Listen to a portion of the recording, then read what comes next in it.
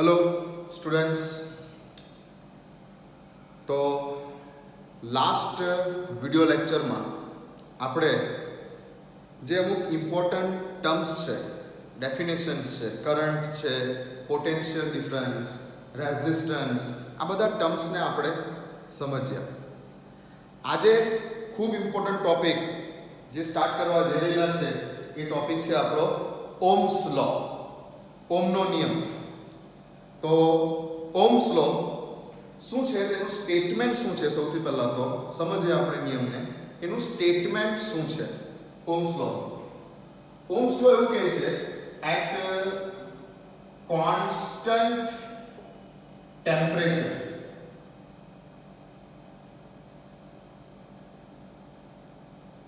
constant temperature the potential difference last time આપણે potential difference ની definition લખી છે. okay, at constant temperature the potential difference across both the ends of conductor is directly proportional to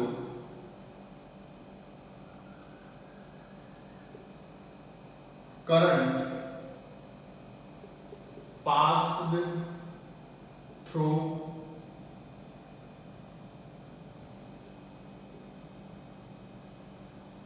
it. Okay.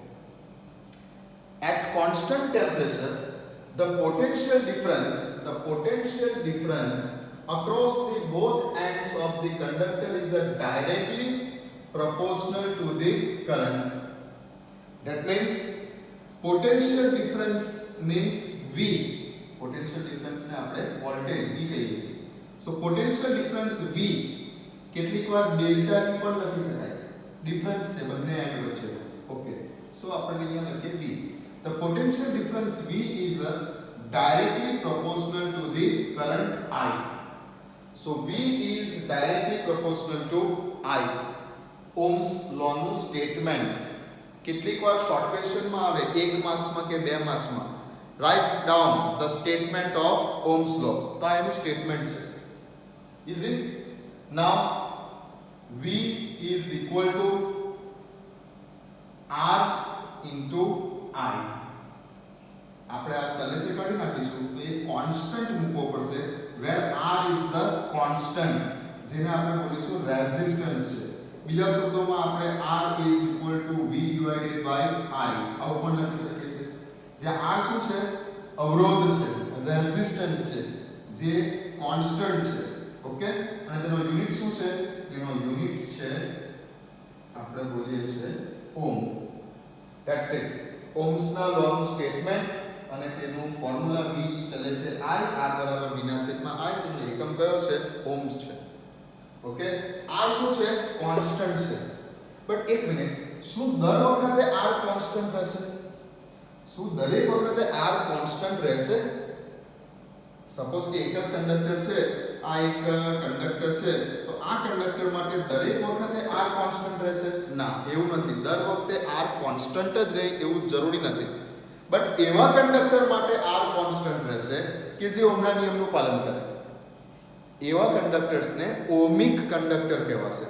દરેક વખતે R constant રહે એવું જરૂરી પણ નથી. But four ohmic conductors R is always constant.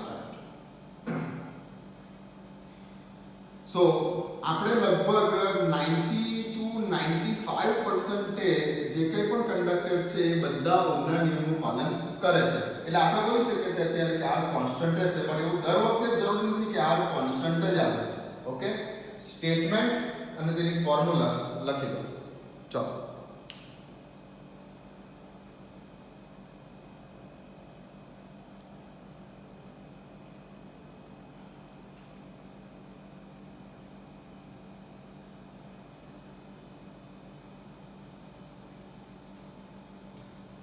Okay, લખી બધાએ સ્ટેટમેન્ટ અને ફોર્મ્યુલા. તો હવે જો આપણે ઓહ્મ્સ લો નો આપણે બેઝિક ફિઝિક્સ સબ્જેક્ટમાં ઓહ્મ્સ લો નો એક પ્રેક્ટિકલ છે લેબની અંદર. એ પ્રેક્ટિકલ કરીશું અને પ્રેક્ટિકલ કરીને આપણે વોલ્ટેજ અને કરંટની વેલ્યુ મેઝર કરીશું. તો શું થશે, પહેલા તો પ્રેક્ટિકલની અંદર કેવી રીતે સેટઅપ ગોઠવવાનું છે એની થોડી ટૂંકમાં આઈડિયા આપું છું. તો ધ્યાન આપો, આ જગ્યા ઉપર આપણે એક રેઝિસ્ટન્સ લઈ લઈએ. રેઝિસ્ટન્સ, આ રેઝિસ્ટન્સને આપણે આ જગ્યા ઉપર એક એમ્પિયર મીટર છે, આ જગ્યા ઉપર એક બેટરી રાખી દીધી છે અને આ જગ્યા ઉપર આપણે આ રીતે સર્કિટ ડ્રો કરેલી છે. આ રેઝિસ્ટન્સના જે બે પોઈન્ટ છે ત્યાં આપણે વોલ્ટમીટર લગાવેલું છે.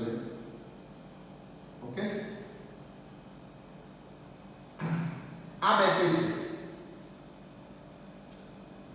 હવે એવું સમજો કે આ જે બેટરી લીધેલી છે આપણે તે વેરિયેબલ બેટરી જેનો વોલ્ટેજ આપણે બદલી શકીએ છીએ એ ટાઈપની આપણે વેરિયેબલ બેટરી લીધેલી છે.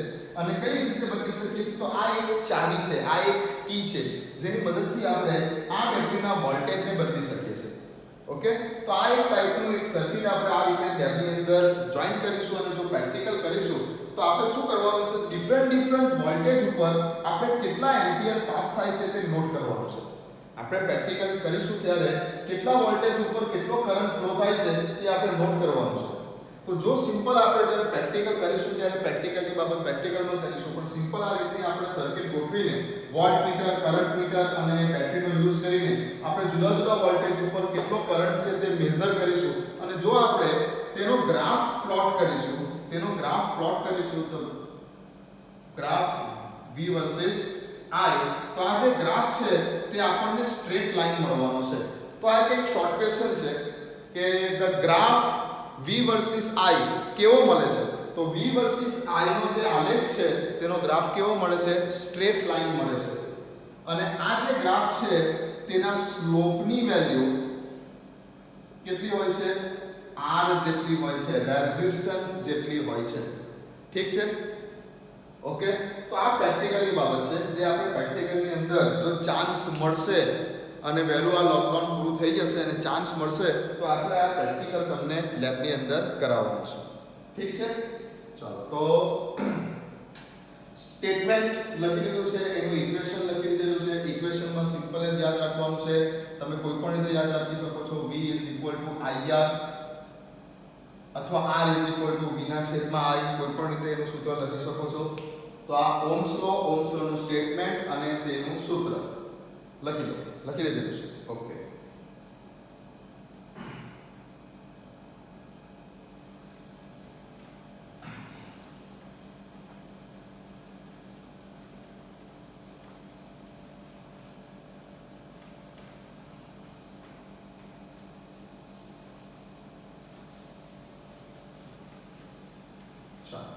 તો એક નાનો ટોપિક ઓહ્મ્સ લો નું સ્ટેટમેન્ટ અને તેનું સૂત્ર તે આપણે લખેલું છે. હવે આનો યુઝ કઈ જગ્યા પર થાય છે તો મેં તમને સ્ટાર્ટિંગમાં કીધું કે આ એક ટોપિકમાંથી ખાસ એક્ઝામમાં દાખલો આવે છે. તો અત્યારે આપણે થોડા 2 3 4 એક્ઝામ્પલ કરીશું, બરાબર ધ્યાનથી સમજજો. અને આપણે ઇક્વેશન યુઝ કરીશું. 2 ઇક્વેશન તમારે યાદ રાખવાના છે. એક તો આપણે લાસ્ટ ટાઈમ લખ્યું છે કે what is current I, so I means Q divided by T. અને બીજું એક સૂત્ર તમને અત્યારે કહું છું તે યાદ રાખવાનું છે. શું યાદ રાખવાનું છે, V is equal to I into R. અત્યારે આપણે આ 2 સૂત્રનો યુઝ કરીને દાખલા કરીશું. અત્યારે આ 2 સૂત્ર ધ્યાનમાં રાખવાના છે. ઓકે, અને બીજી એક વસ્તુ ધ્યાનમાં રાખવાની છે કે what is Q means charge છે, ઇલેક્ટ્રોનનો ચાર્જ છે. so Q is equal to charge of electron but n into E, number of electrons, કેટલા ઇલેક્ટ્રોન્સ છે તે પ્રમાણે. so I is equal to Q divided by T, V is equal to IR and charge equal to electron ઉપરનો charge. Value fix છે એ યાદ રાખજો કે electron ઉપરના ચાર્જની વેલ્યુ કેટલી છે, 1.6 into 10 raised to -19 coulomb ઇલેક્ટ્રોનનો charge આટલો હશે. આટલી જે કંઈ પણ ફોર્મ્યુલા લખેલી છે અહીંયા તેના ઉપરથી હવે આપણે એક્ઝામ્પલ કરવા જઈ રહેલા છે. ચાલો સ્ટાર્ટ કરીએ છીએ એક્ઝામ્પલ નંબર 1. ઓકે, સો એક્ઝામ્પલ છે બુકની અંદર પણ છે, જે ભૂતકાળમાં પૂછાઈ ગયેલા છે ક્વેશ્ચન પેપરમાં, તે એક્ઝામ્પલ પણ લઈએ છે અને મારી સાથે સાથે હવે તમે એક્ઝામ્પલ કરતા થાઓ. લખો અ lamp running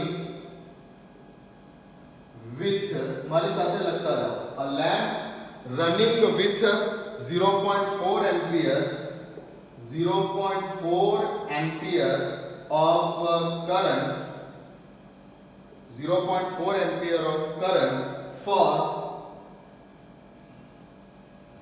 2 hours. Find out the charge passed through it. A lamp is running with 0.4 ampere of current, so for 2 hours, so find out the charge passed through it. Chalo, answer. કેટલો current છે? I is equal to 0.4 ampere. કેટલા time સુધી lamp જે છે તે ચાલે છે? Lamp જે છે કેટલા સમય સુધી ચાલે છે? 2 કલાક સુધી ચાલે છે. So time is equal to 2 hours. Okay, હવે ટાઈમ જે છે ધ્યાન રાખો, ટાઈમને આપણે હંમેશા સેકન્ડમાં કાઉન્ટ કરવાનો છે. એક્ઝામ્પલ કરતી વખતે ટાઈમનો એસઆઈ યુનિટ કયો છે? સેકન્ડ. ટાઈમને આપણે સેકન્ડમાં જ કાઉન્ટ કરવાનો છે. તો આ જે 2 અવર્સ આપ્યા છે તેને આપણે કન્વર્ટ કરવાના છે સેકન્ડમાં. So 2 hours multiply by 60 minutes and multiply by 60 seconds. So કેટલા આવશે? 7200 સેકન્ડ્સ આવશે. ચાલો, ઓકે. નાઉ આપણે ફાઇન્ડ કરવાનું છે કે કેટલો ચાર્જ પાસ થાય છે. ચાર્જ એટલે શું? Q ફાઇન્ડ કરવાના છે. તો Q બરાબર શું છે? આપણે આ સૂત્ર જોઈ શકો છો કે I is equal to Q divided by T. તો મારે Q બરાબર લખવું હોય તો શું લખી શકાય? Q બરાબર I into T. આ ટાઈમ ઉપર ચાલ્યો રહેશે. સો Q is equal to I into T. આવું લખી શકાશે. I કેટલો છે? 0.4 એમ્પિયર into ટાઈમ 7200 સેકન્ડ. સો કેટલા આવશે આન્સર? કરો મલ્ટીપ્લાય. આન્સર કેટલો આવશે? આન્સર આવશે 2880 coulomb. So 2880 coulomb charge is passed through it. It is our answer. Easy? ચાલો કરો.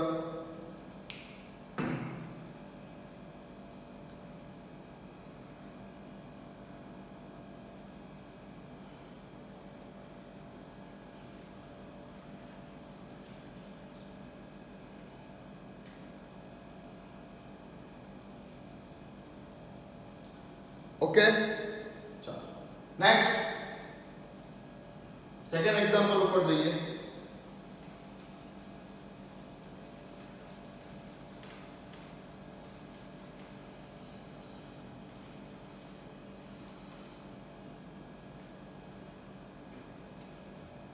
Example 2 लखो.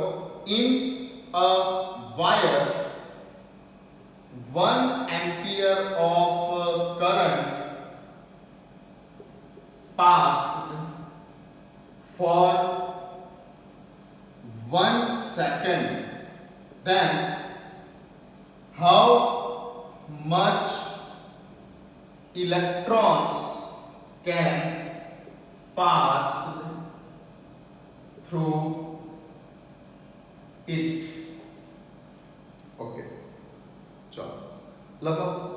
In a wire 1 ampere of current passed for 1 second, then how much electron can pass through it? कोई एक wire છે, એ wire માંથી 1 ampere જેટલો current 1 second સુધી પસાર થયો. 1 એમ્પિયર નો કરંટ 1 સેકન્ડ સુધી પસાર થયો તો તેમાંથી કેટલા ઇલેક્ટ્રોન પસાર થયા હશે એવું પૂછ્યું છે. લખો.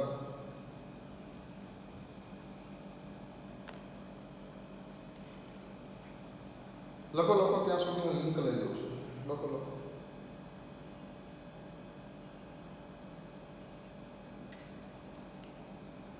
ઓકે, ચલો સ્ટાર્ટ કરીએ. તો કેટલો કરંટ પાસ થાય છે? 1 ampere. So I is equal to 1 ampere. કેટલા ટાઈમ સુધી પાસ થાય છે? 1 સેકન્ડ સુધી પસાર થાય છે. અહીંયા તો સેકન્ડમાં જ આપેલું છે તો કન્વર્ટ કરવાની કોઈ જરૂર નથી.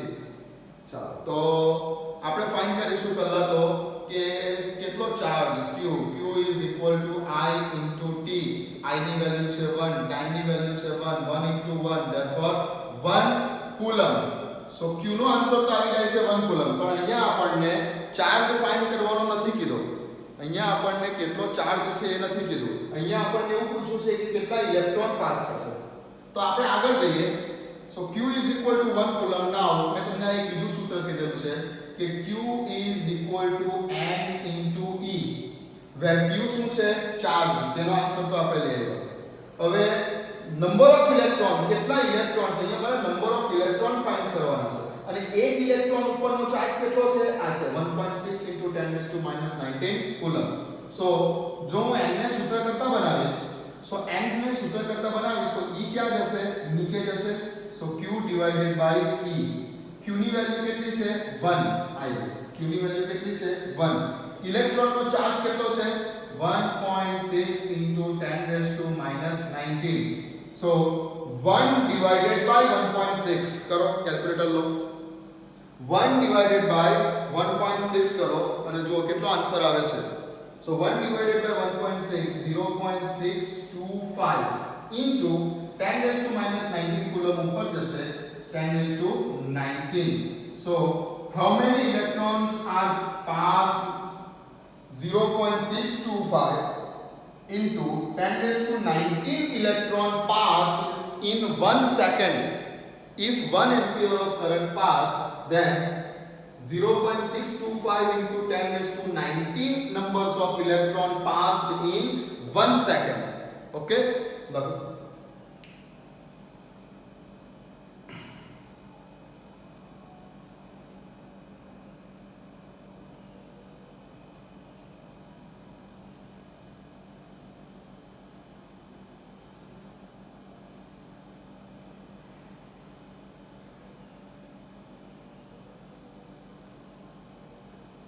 ओके, चलो नेक्स्ट जाइए आगे.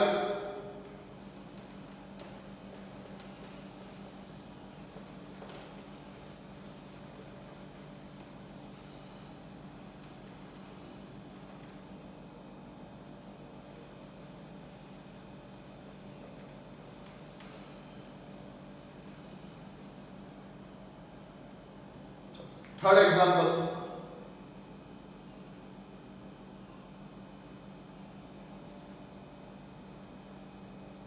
A heater having resistance of 50 ohm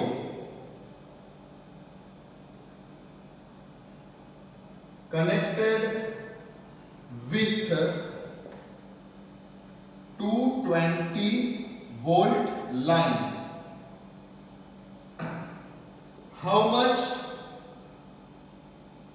current can pass through it? An electric heater having resistance of 50 ohm and it is connected with 220 volt of line. So find out how much current can pass through it. Heater માંથી કેટલો current પસાર થયો હશે તે શોધો એવું કીધું છે કે જ્યાં હીટરનો રેઝિસ્ટન્સ 50 ઓહ્મ છે અને આ હીટરને 220 વોલ્ટની લાઈન સાથે જોડેલું છે. ચાલો સો આન્સર શરૂઆત કરીએ છીએ આપણે. રેઝિસ્ટન્સની વેલ્યુ છે 50 ઓકે, અને વોલ્ટેજ છે 220 220 વોલ્ટ ઓફ લાઈન. ફાઇન્ડ કરો છે, આપણને કીધેલું છે કે કેટલો કરંટ પસાર થયો હશે. સો R ની વેલ્યુ ગિવન છે, V ની વેલ્યુ ગિવન છે અને I ની વેલ્યુ આપણે ફાઇન્ડ કરવાની છે. તો આપણી પાસે આ સૂત્ર છે according to Ohm's law. According to Ohm's law, V is equal to I into R. હવે V અને R ની વેલ્યુ તો ગિવન છે. આપણે ફાઇન્ડ શું કરવાનું છે? આપણે I ને ફાઇન્ડ કરવાનું છે. તો આપણે શું લખીશું હવે? I is equal to V divided by R. 220 છે, 220 divided by રેઝિસ્ટન્સ ની વેલ્યુ કેટલી છે? 50 છે. ચલો કેલ્ક્યુલેટર જુઓ કેટલા આવે છે. 220 divided by 50 કેટલા આવે છે? 4.4 ampere of current passed through this electric heater. So answer is 4.4 ampere. કરો.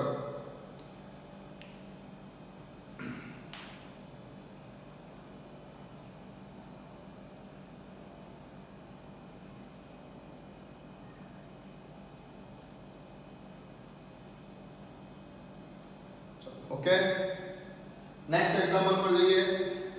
Example number 4. चलो આજનો લાસ્ટ એક્ઝામ્પલ, બરાબર ધ્યાનથી.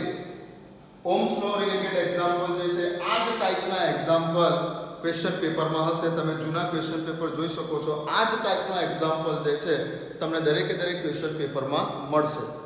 નેક્સ્ટ લખો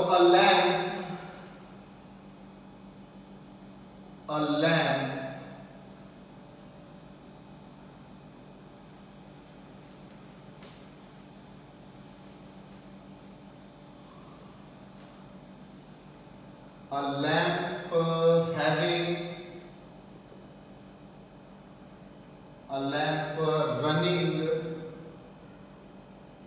running with 0.5 ampere of current, and it is connected with 220 volt of line. So find out the resistance.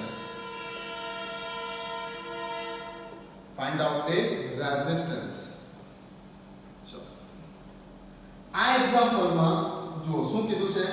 એક lamp છે, એ lamp કેટલા current ઉપર ચાલે છે? 0.5 એમ્પિયર કરંટ ઉપર ચાલે છે અને તેને પણ 220 વોલ્ટની લાઈન સાથે કનેક્ટેડ કરેલું છે, જોડેલું છે. તો કેટલો રેઝિસ્ટન્સ છે તે ફાઇન્ડ કરો. આ એક્ઝામ્પલમાં આપણને આ પૂછ્યું છે. ચલો શું કરીશું? રેઝિસ્ટન્સ તો આપણે ફાઇન્ડ કરવાનું છે. ગિવન વેલ્યુ છે વોલ્ટેજની કેટલી? 220 વોલ્ટ. ઓકે, અને કરંટ કેટલો છે? 0.5 એમ્પિયર. તો રેઝિસ્ટન્સ ફાઇન્ડ કરીએ આપણે. ફરીથી આ સૂત્ર છે according to Ohm's law V is equal to IR.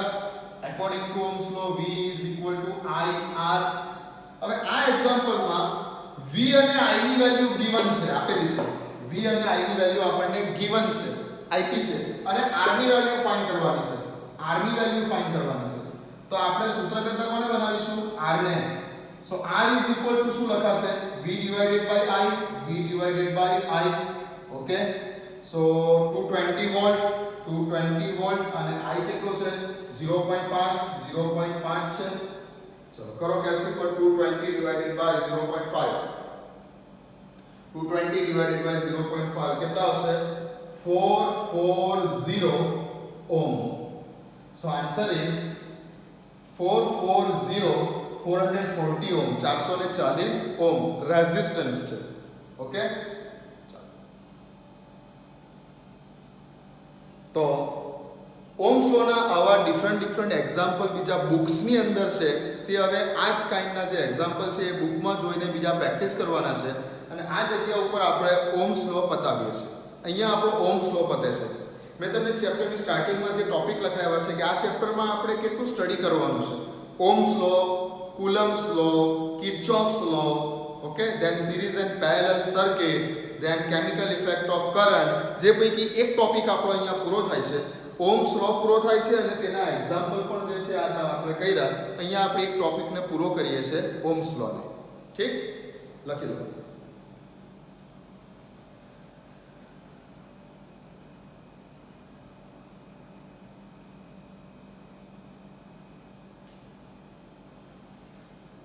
ચલો, તો હવે આ વિડીયો હું તમને વોટ્સઅપની ઉપર મોકલાવું છું. વોટ્સઅપની ઉપર વિડીયો કોમ્પ્રેસ કરવામાં જો કદાચ ક્વોલિટી બરાબર ના દેખાય તો સેમ વિડીયોની લિંક હું તમને મોકલાવું છું કે જે વિડીયો તમે YouTube ઉપર સારી ક્વોલિટીમાં જોઈ શકો છો. આ જ વિડીયોને તમે YouTubeની ઉપર સારી ક્વોલિટીમાં જોઈ શકો છો તો હું તમને વોટ્સઅપ ઉપર લિંક પણ મોકલાવું છું. તો એ લિંક ઉપર ક્લિક કરશો એટલે ડાયરેક્ટ જ તમે વોટ્સઅપ ઉપરથી YouTube ઉપર જશો અને આ જ વિડીયોને તમે સારી ક્વોલિટીમાં જોઈ શકશો. વોટ્સઅપ ઉપર વિડીયોની ક્વોલિટી બગડી જશે કેમ કે કોમ્પ્રેસ કરવામાં વિડીયોની ક્વોલિટી બગડે છે. ઓકે, ચાલો હવે નેક્સ્ટ વિડીયોમાં મળીશું, બીજા એક નવા ટોપિક સાથે આગળ વધીશું. ત્યાં સુધી આની પ્રેક્ટિસ કરો. ચાલો.